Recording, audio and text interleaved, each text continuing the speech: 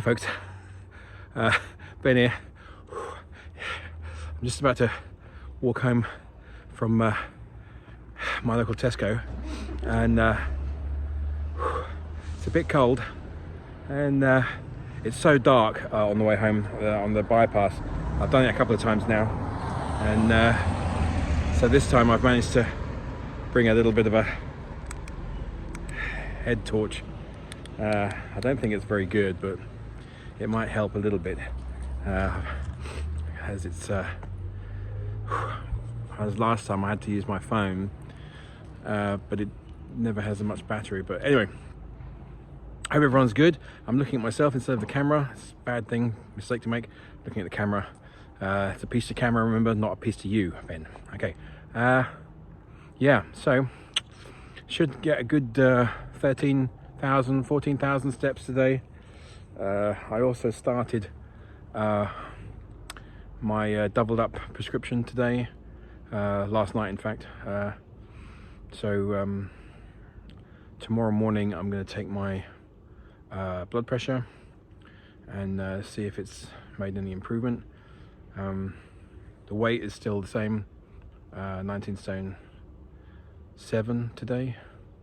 I don't know. Anyway, I'm not going to be too, pissed about it. It's just, it is what it is. It'll come down.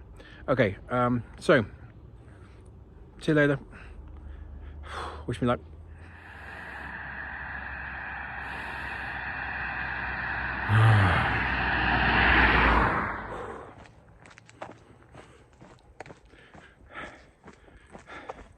Hey folks, Ben here again. So my Fitbit has just breached the 10,000 step mark, and I'm back to Melford, and not far. If I go this way, I can get back to my house within the next 10 minutes. But I'm not. I'm going to go this way. I'm going to go up the village, just so I can get a bit more in, because I'm nicely warmed through now.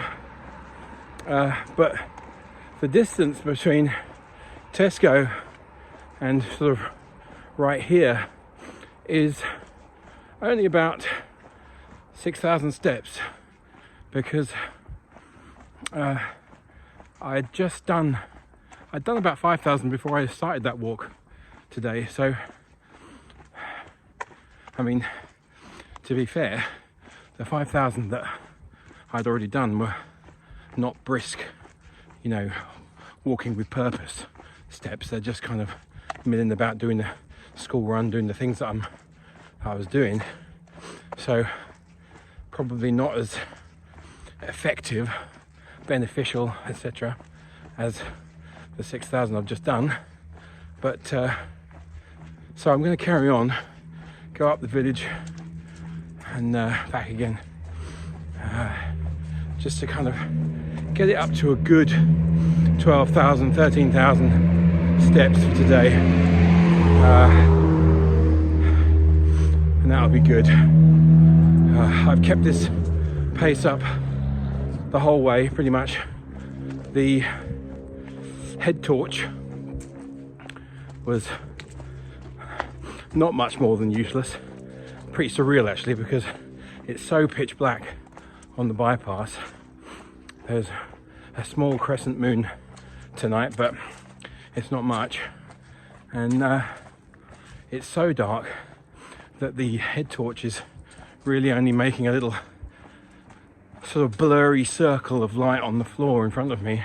It's the best it can do, and it's actually not, it's sort of a little bit, almost a little bit hypnotizing when you sort of stare at it too much. You got to kind of try and focus on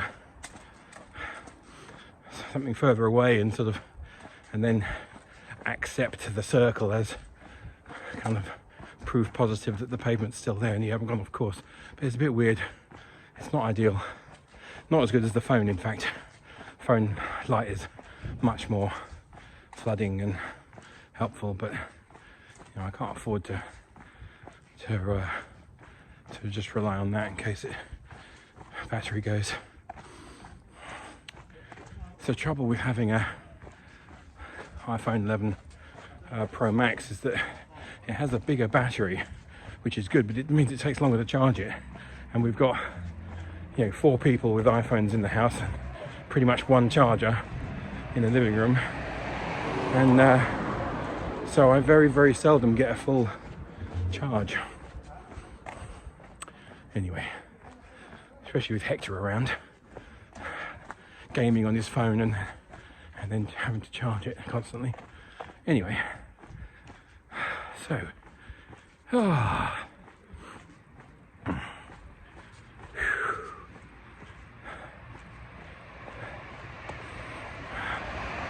that's all good. I'm pretty happy.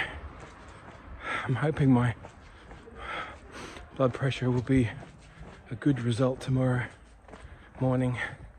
I feel like it will be. I feel good in that sense. The sense in which people who suffer from hypertension know how it can make you feel. And knowing what it's like to lift out of that and not have it, your pressure goes down. So I feel pretty good at the moment. Heart feels strong. I feel, like I've got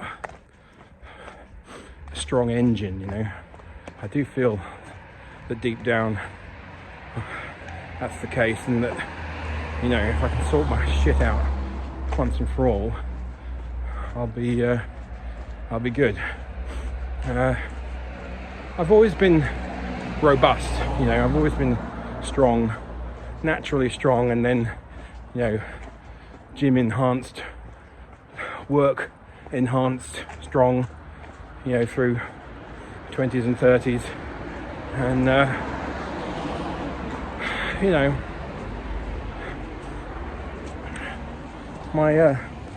my bench press and all that sort of stuff was pretty good back in the day. It's probably shite now, but I've always been that way inclined. I've always had strong lungs and things like that. Like I remember my old girlfriend Jenny, bless her heart, she was going to the doctor for something. It's back in the 90s, and she was a heavy smoker. Smoked B&H. Is it B&H? Yeah, B&H. And they gave her one of these sort of flow meter things, where you go blow into it and it sort of shows you how much oomph you can put behind a breath, and how much of explosive power you can generate. And at the time she was barely 20, she wasn't very old, and the little meter on the side, kind of went a third of the way up the, maybe half, and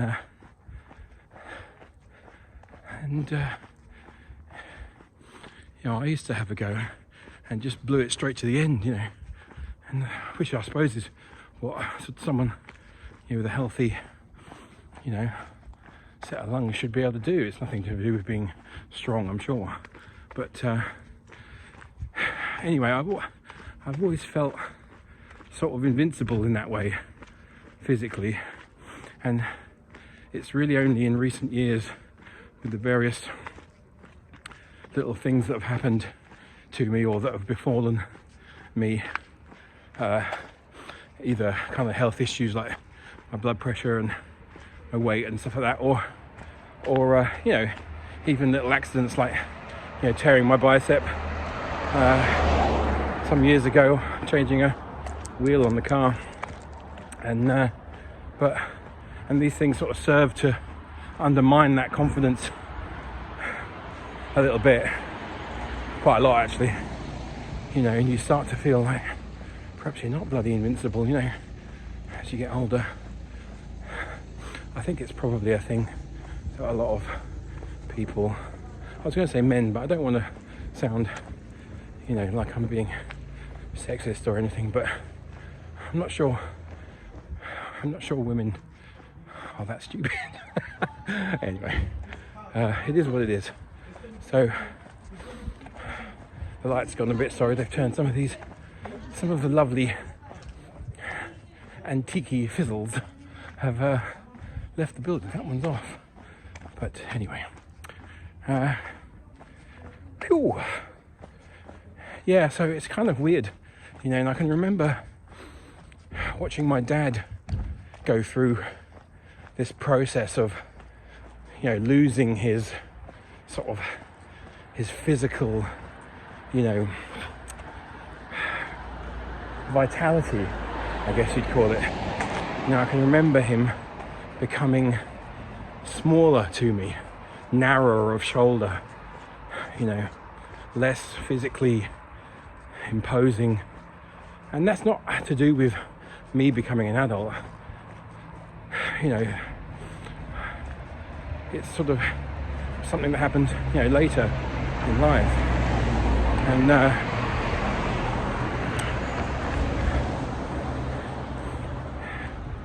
And it was a strange thing to see, you know,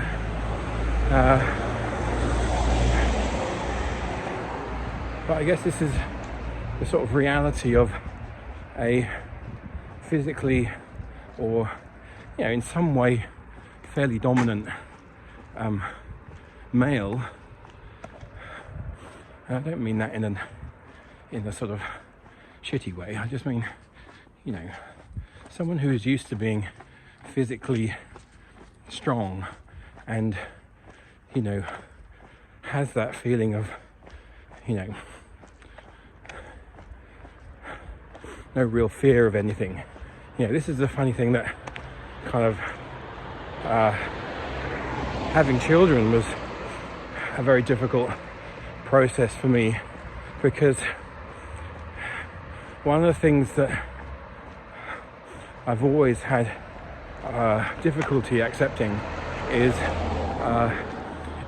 handing over control to someone else, right, or being in the hands of someone else. So flying, taking a flight to somewhere, you know, the kind of knot in my stomach every time we've ever done that has always been about the fact that I am utterly powerless to control or influence the outcome of this particular event. It's nothing to do with me, you know. And one of the things that I experienced when Joe and I were expecting Talia, our first child, was a similar kind of knot in my stomach, you know, throughout the whole pregnancy.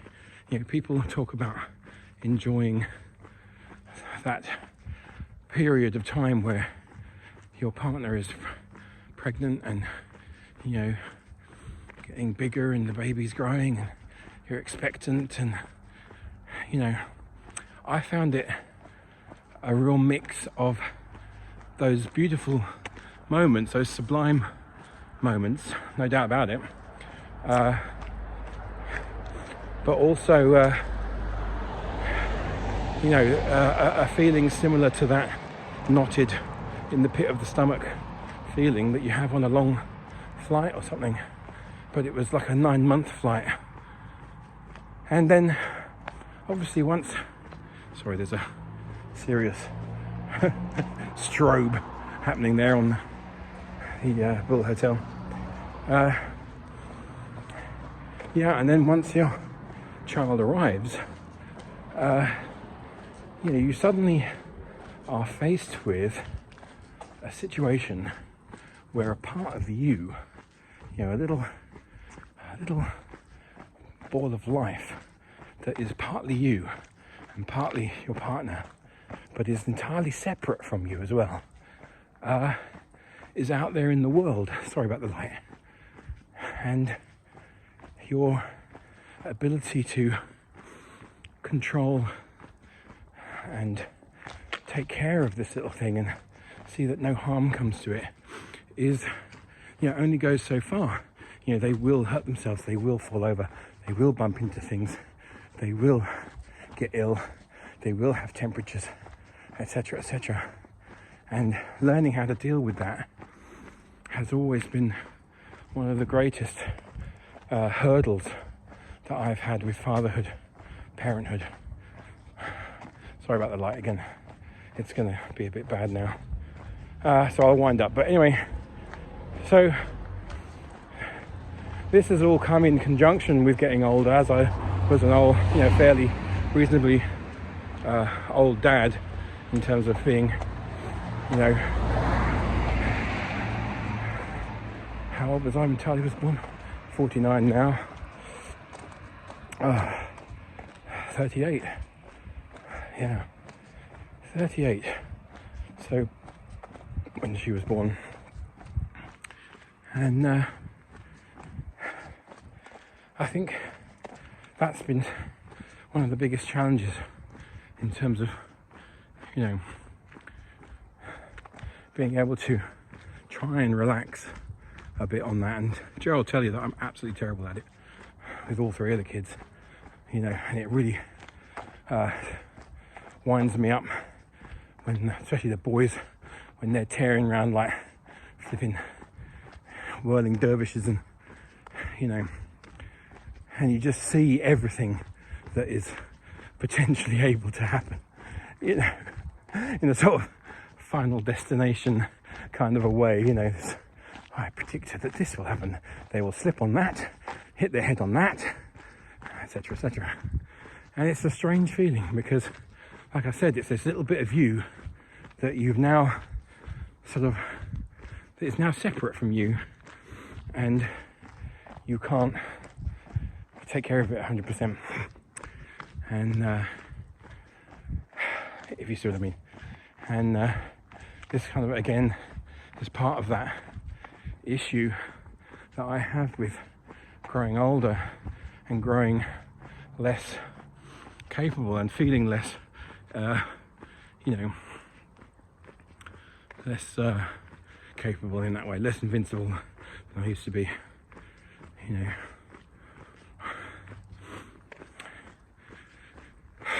So anyway, don't know how I got onto that particular topic.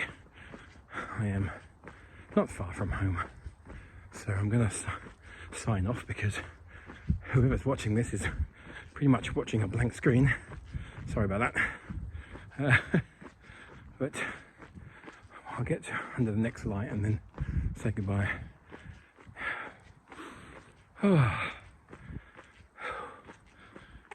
So, I love having children, don't get me wrong.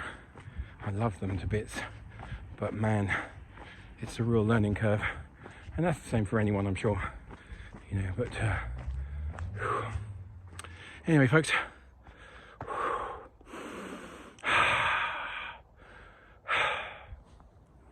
See ya.